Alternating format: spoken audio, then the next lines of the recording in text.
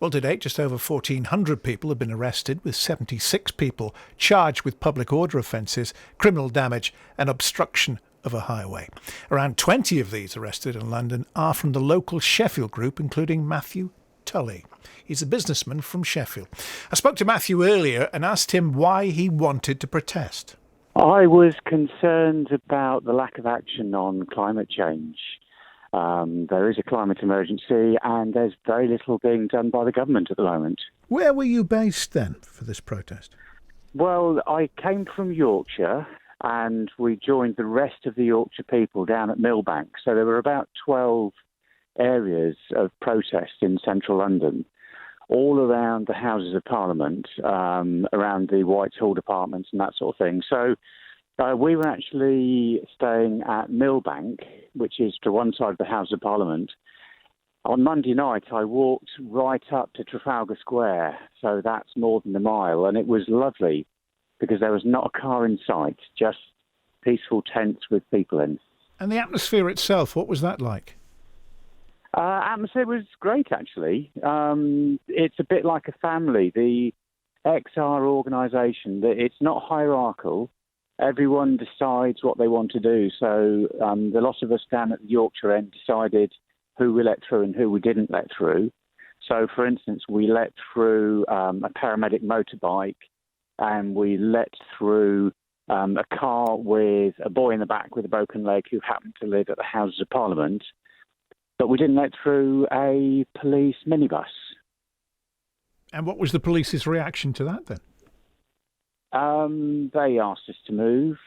We declined, and then they took a different route. But when we were staying on the road, basically we were sort of chatting to the police, talking about their shift time. I think we were slightly better looked after than they were.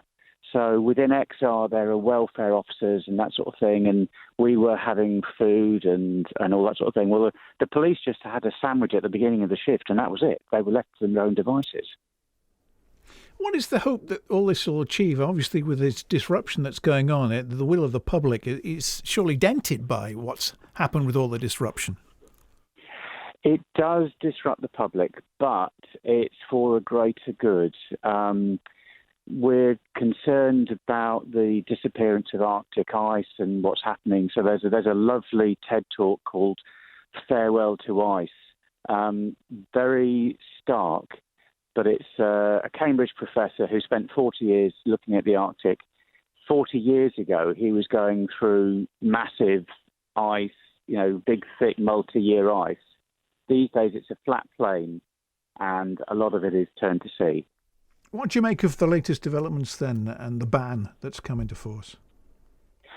I think the ban is just going to raise the profile of this. It's obviously quite an interesting thing to ban all protests from London about the biggest climate emergency. And it sounds like the government don't want people to realise that there is a major problem.